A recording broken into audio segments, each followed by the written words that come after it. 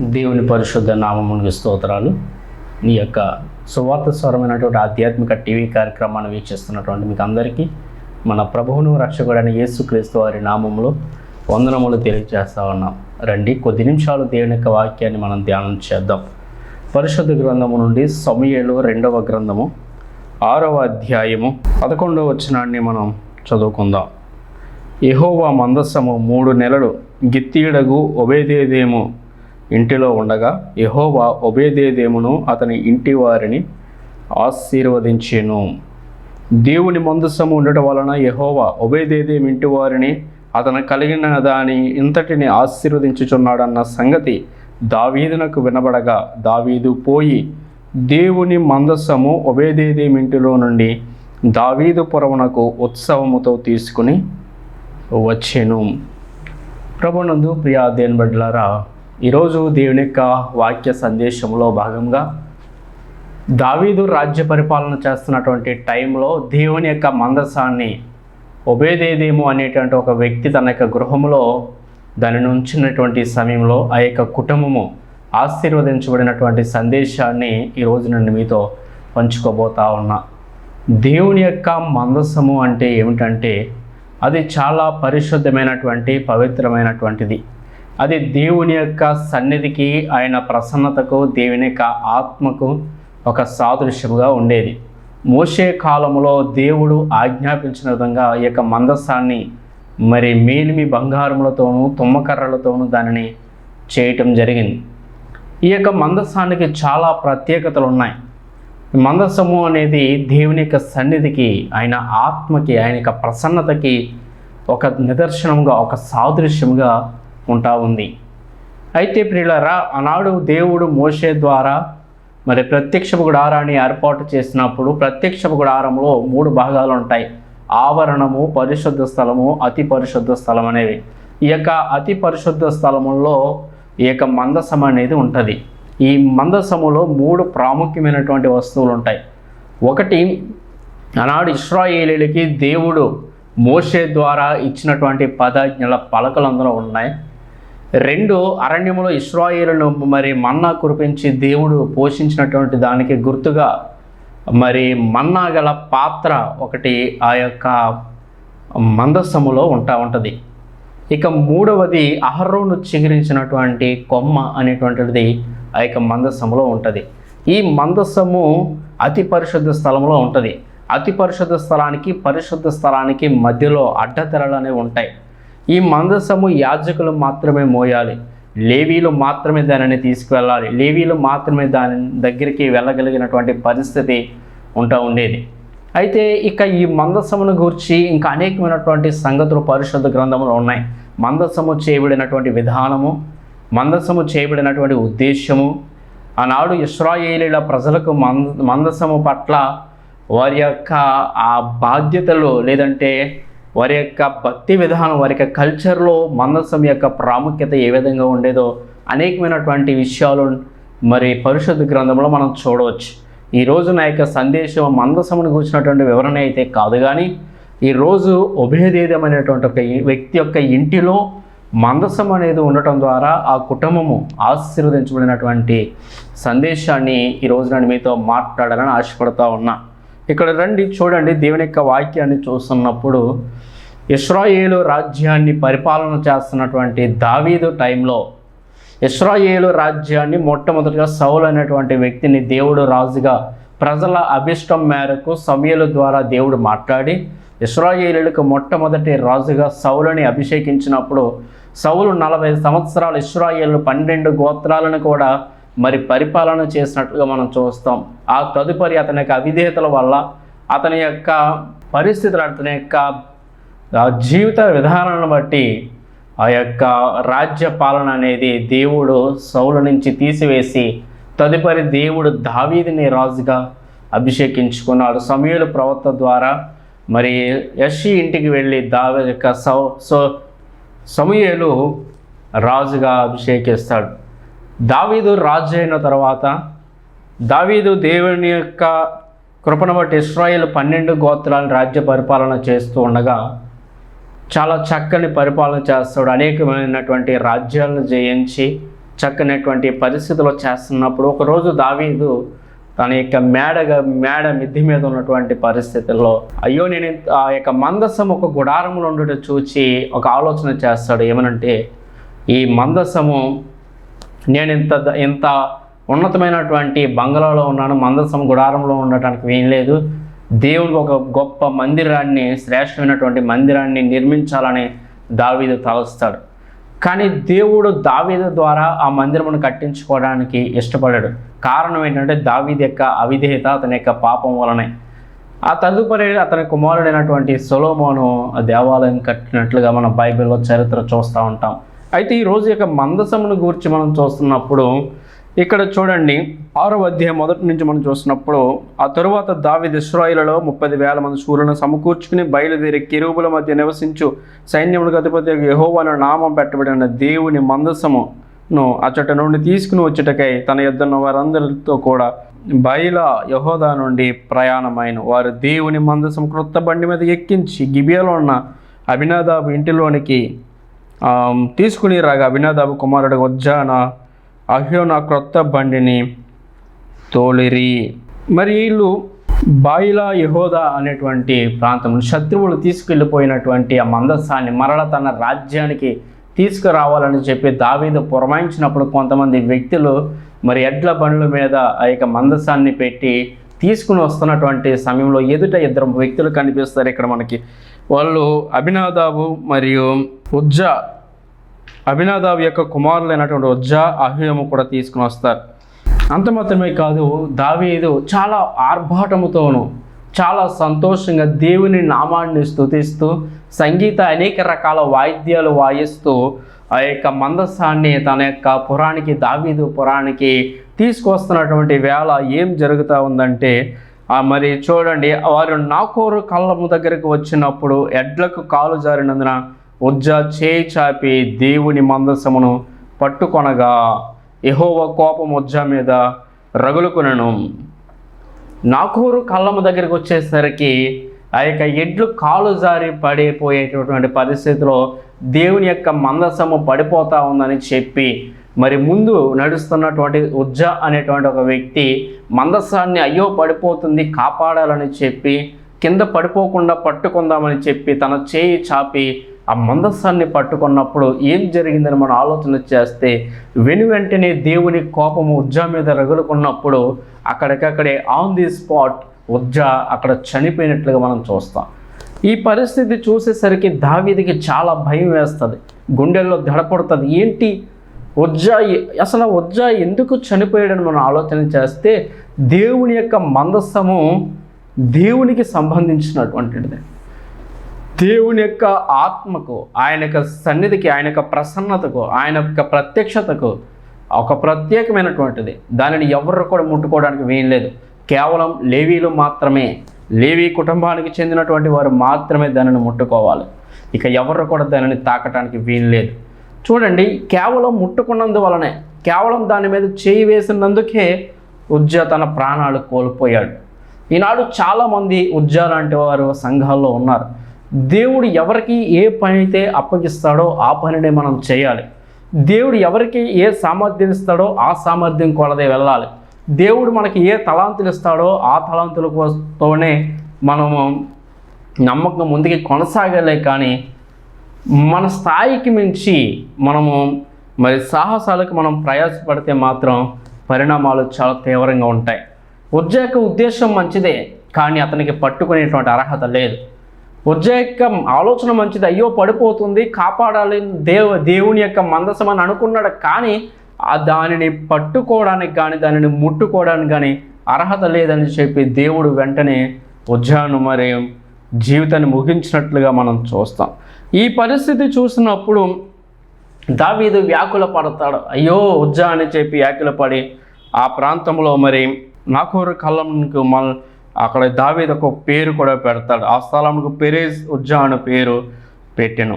అప్పుడు దావీదు మరి దేవునికి భయపడి యెహోవా మందసమును దావీదుపురంలో ఉన్నటువంటి తన యొక్క ఇంటికి తేవటానికి ఇష్టపడ్డా ఇంకా భయపడతాడు. అయ్యో నా ఇంట్లో పెట్టుకుంటే నేను ఏమైపోతాను, నా కుటుంబం ఏమైపోద్దని దావీదు భయపడి ఏమనుకుంటాడంటే ఒబేదేదోము అనేటువంటి ఒక వ్యక్తి ఇంటిలో పెడతాడు. గిత్తీయుడైనటువంటి ఒబేదేదోము ఆ ఇంటిలో ఆ యొక్క మందసాన్ని దావీదు పెట్టేస్తాడు. ఒబేదేదోము ఇంటిలో దేవుని యొక్క మందసం ఉన్నప్పుడు ఒబేదేదోము మరియు అతని భార్య అతని బిడ్డలు చాలా భయము కలిగి భక్తి కలిగి చాలా జాగ్రత్తగా వారు మెసులుకుంటారు. దేవుని యొక్క మందసము మన ఇంటిలో ఉన్నది, ఆయన సన్నిధి ఆయన ప్రసన్నత మనతో ఉన్నది కాబట్టి మనము అన్ని విషయాల్లో చాలా జాగ్రత్తగా ఉండాలని ఒబేదేదోము అంత మాత్రమే కాదు తన భార్య బిడ్డను తన కుటుంబాన్ని కూడా చాలా జాగ్రత్తగా మరి మిసులుకున్నప్పుడు దేవుడు ఏం చేస్తాడంటే ఒబేదేదోము ఇంటిని ఆశీర్వదించడం మొదలు పెడతాడు. ఒబేదేదోముని అన్ని విషయాల్లో బ్లెస్ చేస్తూ ఉంటాడు. ఒబేదేదోము అతని కుటుంబము ఆశీర్వదించబడతా ఉంటే ఈ విషయము దావీదుకి తెలిసి దావీదుకి మరలా అసూయ కలిగింది. ఇదేంటి ఒబేదేదోము ఇంట్లో మందసం పెడితే ఒబేదేదోము ఇంటిని దేవుడు ఇలా ఆశీర్వదించేస్తున్నాడు, ఇలా డెవలప్ అయిపోతున్నాడు, ఇలా ఉండటానికి ఉండలేదని చెప్పి మళ్ళీ ఆ యొక్క మందసాన్ని తీసుకొచ్చేసిండు అని చెప్పి మళ్ళీ అక్కడి నుంచి ఆ ఒబేదేదోము ఇంటిలో నుంచి మందసాన్ని తన యొక్క దావీదు పురానికి మళ్ళీ నడిపేస్తున్నట్లుగా మనం ఇక్కడ చూస్తూ ఉంటాం.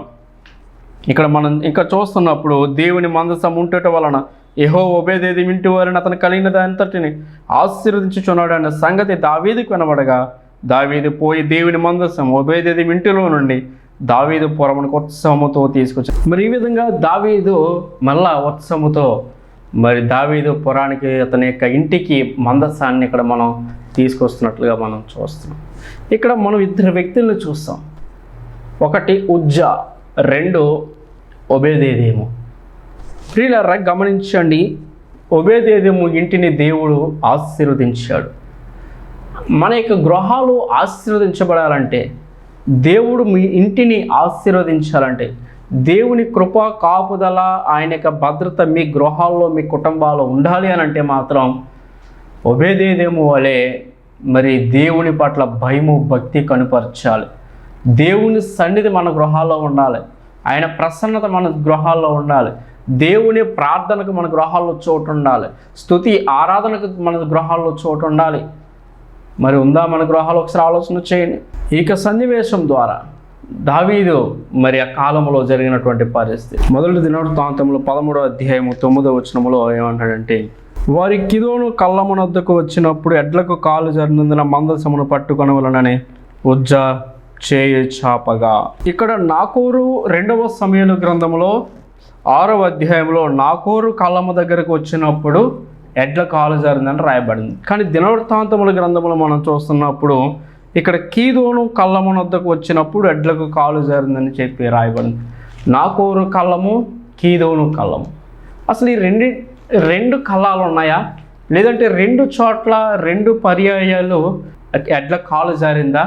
ఒకవేళ అది వాస్తవం అయితే 2 పర్యాయాలు ఉజ్జా మరణించడం అనేటువంటిది పాసిబుల్ కాదు కదా అనేటువంటి విషయాన్ని మనం చూస్తున్నప్పుడు దినవృత్తాంతములు రాయబడినటువంటి మొదటి గ్రంథంలో ఉన్నటువంటి మాట ఏంటంటే కీదోను కళ్ళం, 2వ సమూయేలులో ఉన్నటువంటిదేమో నాకోరు కళ్ళం. 2 ఒకటే వాస్తవానికి చెప్పాలంటే. ఎలా ఒకటి అంటే దానికి మన విషయాలు చూస్తున్నప్పుడు ఇది కీదోను అనేటువంటి భూమి, కీదోను పట్టణము, ప్రాంతము పేరు కీదోను. ఆ యొక్క కళ్ళము ఎవరిదంటే నాకోనుది. అంటే వ్యక్తి పేరు నాకోను. నాకోను అనేటువంటి వ్యక్తి యొక్క కళ్ళము, ఆ కళ్ళము యొక్క పేరు ఏంటంటే కీదోను కళ్ళం. కీదోనులో ఉంది, కీదోను ప్రాంతంలో ఉన్నటువంటి కళ్ళము నాకోను కళ్ళము. సో ఇక్కడ సమూయేలు గ్రంథంలో వ్యక్తి పేరు రాశారు, ఇక్కడ ప్రాంతం పేరు రాసినట్లుగా మనం చూస్తున్నాం. సో బైబిల్లో ఏమాత్రం కూడా తప్పులు లేవు అనేటువంటి విషయాన్ని మనం గమనించాలి. అంత మాత్రమే కాదు, ఈ యొక్క మరి దావీదు 3,000 సుమారు ఒక 30,000 మంది శూరులను మరి కొత్త బండిని చేయించి దేవుని యొక్క మందసాన్ని అబినాదాబు ఇంటిలో నుంచి తీసుకుని వస్తూ ఉన్నాడు. ఆ బండి మరి అబినాదాబు కుమారులైనటువంటి ఉజ్జా, అహోయు ఇద్దరు కూడా మోస్తున్నట్లుగా మనం చూస్తూ ఉన్నాం. ఇంకా మనం చూస్తున్నప్పుడు 6వ అధ్యాయంలో ఎలా చెబుతున్నాడు చూడండి. తన ఇంటి వారిని దీవించుటకు దావీదు తిరిగి రాగా యెహోవా మందసము దావీదు పురమునకు రాగా సౌలు కుమార్తె మీకాలు కిటికీలో నుండి చూచి యెహోవా సన్నిధిని గంతులు వేయచ్చు నాట్యమాడుచు నున్నటువంటి దావీదును కనుగొని తన మనసులో అతనిని హీనపరచను. దావీదు సంతోషంతో మహా ఆనందంతో రాజు అయినప్పటికీ ఆ యొక్క మందసాన్ని తీసుకొస్తున్నటువంటి టైంలో మరి ఆ యొక్క మందసము ముందు నడుస్తూ గంతులు వేస్తూ మరి సంగీతములతో పరవశమైపోతున్నప్పుడు సౌలు కుమార్తె అయినటువంటి మీకాలు మరి పైనుండి కిటికీలో నుండి దావీదును చూసి హీనపడిందంట. ఏంటి రాజు అయ్యి ఉండి ఎలా చేస్తున్నాడు ఏంటని చెప్పి ఆమె మరి అతనిని చిన్న చూపు చూసినట్లుగా మనం చూస్తూ ఉన్నాం. వారు యెహోవా మందసమును తీసుకుని వచ్చి గుడారం మధ్య దావీదు కొరకు ఏర్పరిచిన స్థలంలో ఉంచగా దావీదు దహన బలుడు సమాధాన బలుడు యెహోవా సన్నిధిని అర్పించెను. దహన బలుడు సమాధాన బలుడు అర్పించుట చాలించిన తర్వాత సైన్యములకు అధిపతి యెహోవా నామమున దావీదు జనులను ఆశీర్వదించి సమూహముగా కూడిన ఇశ్రాయేలీయులకు స్త్రీ పురుషులకు అందరికి ఒక్కొక్క రొట్టెయు ఒక్కొక్క భక్ష్యమును ద్రాక్ష పండ్లు ఆడ పంచిపెట్టిన తర్వాత జనులందరూ తమ ఇండ్లకు వెళ్ళిపోయారు. ఈ విధంగా ఆ యొక్క ఉత్సవంగా ఆ రోజు ఆ కార్యక్రమాన్ని దావీదు చాలా ఘనంగా మరి సంతోషంగా మరి ఇక్కడ చేసినట్లుగా మనం చూస్తూ ఉన్నాం. తన ఇంటి వారిని దీవించుటకు దావీదు తిరిగి రాగా సౌలు కుమార్తెకు మీకాలు దావీదుని ఎదుర్కొన్న బయలుదేరి వచ్చి హీన స్థితి గల పనికెత్తులు చూచుచుండగా వ్యర్థుడు అక్కడ తన బట్టలు విప్పివేయినట్టు ఇశ్రాయేలులకు రాజువైన నీవు నేడు బట్టలు తీసివేసి ఎంత ఘనముగా కనబడుతావని అపహాస్యము చేసినందున దావీదు ఆమె అపహాస్యం చేస్తాం. దావీదు తన పనిని ముగించుకొని తాను ఆశించినట్టుగా దేవుని యొక్క మందస్సాన్ని అక్కడ పెట్టి తిరిగి ఇంటికి వస్తున్నప్పుడు దావీదుని రిసీవ్ చేసుకుంటున్నటువంటి ఆ యొక్క మీకాలు మనం చూస్తున్నప్పుడు చాలా భయంకరంగా ఇక్కడ మాట్లాడుతూ ఉంది. వ్యర్థుడు ఒకడు వస్తున్నాడని తన పనికెత్తులు చూస్తుండగానే మరి దావీదుని గురించి ఆమె తృణీకరించి మాట్లాడుతూ ఉంది. నీ తండ్రి అతని సంతతిని విసర్జించి ఇశ్రాయేలీయుల మీద తన జనుల మీద నిన్ను అధిపతిగా నిర్ణయించుటిగా నన్ను ఏర్పరచుకున్న యెహోవా సన్నిధి నేను అలాగూ చేసి యెహోవా సన్నిధి నేను ఆటాడితిని. ఎంతకంటే మరి ఎక్కువగా నేను తృణీకరింపబడి నా దృష్టికి నేను అల్లుపుడినై నీవు చెప్పిన పనికత్తుల దృష్టికి ఘనుడు నగదునని మీకాలుతో అనను. మరణం వరకు సౌలు కుమార్తెకు మీకాలు పిల్లలను కనకయుండెను. దేవుడు మీకాలుకి పనిష్మెంట్ ఇచ్చాడు. దావీదు దేవుని సన్నిధిని దేవుని ప్రసన్నత దేవుని మందసము అని దావీదు ఎంతో ఆశతో సంతోషంతో తీసుకొచ్చినప్పుడు ఆ యొక్క దారిలో మరి దావీదు ఆ విధంగా మరి అతను గంతులు వేసి చూచి అతని భార్య అయినటువంటి మీకాలు దావీదు విషయంలో హీనపడి అతనిని దుష్కార్యం చేసింది. పనికత్తుల ముందే నువ్వు ఈ విధంగా చేస్తావా అని చెప్పి దావీదుని ఆమె అన్నప్పుడు దావీదు చెబుతాడు, దేవుని నామాన్ని మరి స్తుతించడానికి దేవుని నామాన్ని ఘనపరచడానికి నేను ఏమాత్రం కూడా వెనకాడనని చెప్పి మరి ఈ విధంగా నేను దేవుని సన్నిధిలో పరవశున్నాయి, దేవుని సన్నిధిలో నేను సంతోషించాను, ఆటాడానని చెప్పి దావీదు అనేక మీకాలకి సమాధానం చెప్పినట్లుగా మనం చూస్తాం. అయితే బైబిల్ చెబుతూ ఉంది మీకాలు తన జీవితంలో ఎప్పటికీ కూడా పిల్లల్ని కనకుండా దేవుడు చేశాడు. చూసారు, అంటే సమస్యలు అనేవి అలా వస్తాయి. దేవుడు మరి ప్రతి ఒక్కరి విషయంలో ఆయన న్యాయాధిపతిగానే ఉంటాడు. ఆయన దృష్టిలో పక్షపాతం అనేది ఉండదు. అందరూ సమానమే. తమ క్రియల చొప్పునే ప్రతిఫలం అనేది కలుగుతుంది. ఈ యొక్క సన్నివేశంలో మనం చూస్తున్నప్పుడు మందసమును గురించినటువంటి పరిస్థితి, దేవుని యొక్క మందసం అనేది మన గృహాల్లో ఉండాలి. ఇశ్రాయేలీయులు ప్రతి సంవత్సరం కూడా దేవాలయానికి వెళ్ళి ఆ యొక్క మందసము మీద ఆ యొక్క రక్తాన్ని ప్రోక్షిస్తూ ఉండేవారు. ఒక్కొక్క జంతువుని బలిచ్చి ఏటేటా ఒక జంతువుని బలిచ్చి ఆ రక్తాన్ని తీసుకెళ్ళి మందసం మీద ప్రోక్షిస్తున్నప్పుడు తమ యొక్క పాపాలన్నీ పోవేటటువంటి ఒక ఆచారము, ఒక సాంప్రదాయం అనేది ఇశ్రాయేలీయుల ప్రజలకి ఆనాడు ఉండేది.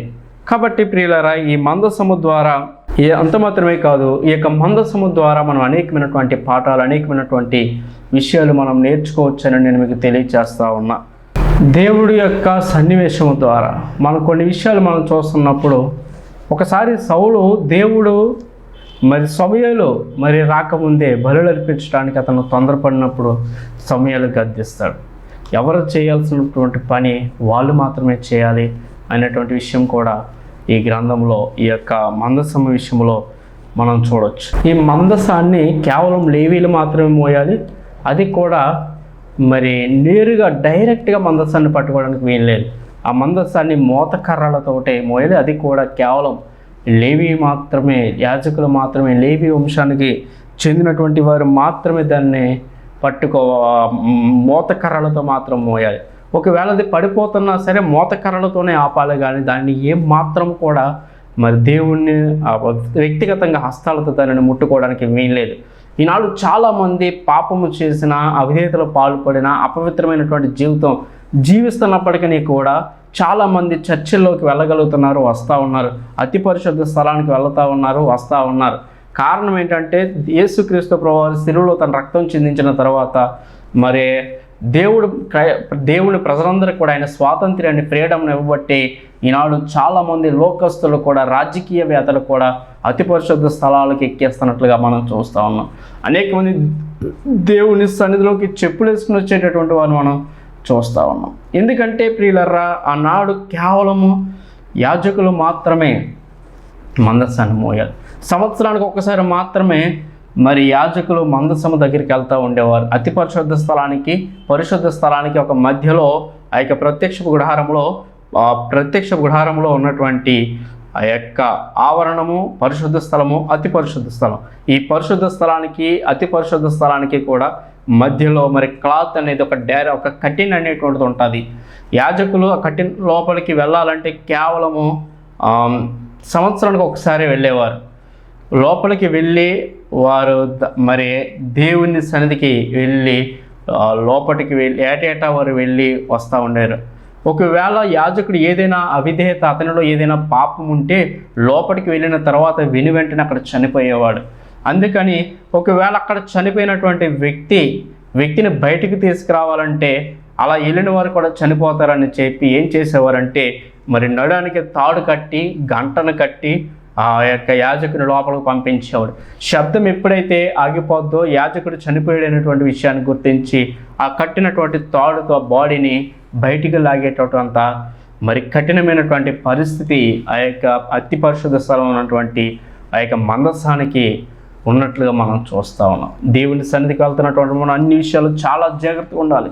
అందుకని ప్రసంగంలో చెబుతున్నాడు, నీవు దేవుని మందిరములకు పోవునప్పుడు నీ ప్రవర్తన జాగ్రత్తగా చూసుకోను. బుద్ధిహీనులు అర్పించినట్లు బలి అర్పించుట కంటే మాట వినుట శ్రేష్టమైన దేవునికి వాక్యం సెలవిస్తూ ఉంది. అతి పరిశుద్ధ స్థలానికి వెళ్తున్నటువంటి మనము, మన యొక్క హృదయాలు, మన జీవితాలు, మన యొక్క ప్రవర్తన ఎలా ఉన్నదో ఒకసారి ఆలోచన వచ్చేయండి. దేవుడు ఎవరిని క్షమించట్లేదు.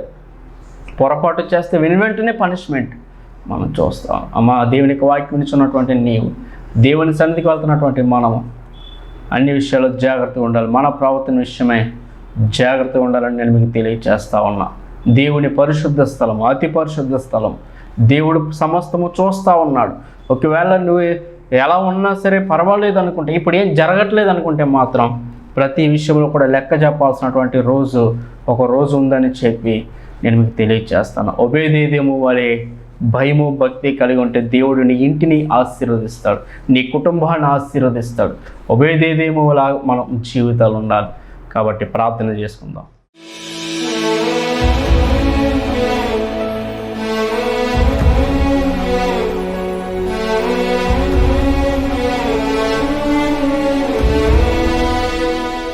మహాపరిశుద్ధుడు, ప్రేమగల మా తండ్రి దేవా, నీ నామమునకు స్తోత్రాలు. ఒబేదేదోము ఇంటిలో దేవుని యొక్క మందసం ఉన్నప్పుడు ఆ కుటుంబాన్ని నువ్వు ఎలా ఆశీర్వదించావో దేవా మేము చూస్తాం. దావీదు కాలంలో ఆ యొక్క పరిస్థితి ఏ విధంగా ఏర్పడింది ఈరోజు మీరు మాతో మాట్లాడారు. వాక్యాన్ని బిడ్డలను జ్ఞాపకం చేసుకున్నాను.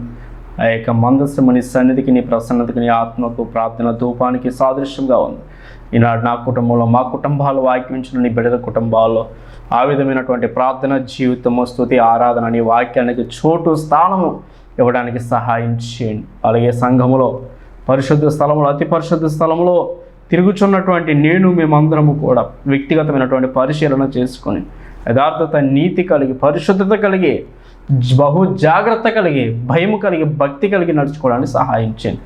వాక్యాన్ని బిడ్డలను జ్ఞాపకం చేసుకుని కుటుంబాల సమాధానం, నెమ్మది, క్షేమం దయచేయండి. నీ కృపలో కాపాడి నడిపించి మీరే మహిమ పొందమని యేసు నామమున ప్రార్థిస్తున్నాను మా పరమ తండ్రి. Amen, amen. Praise Lord. God bless.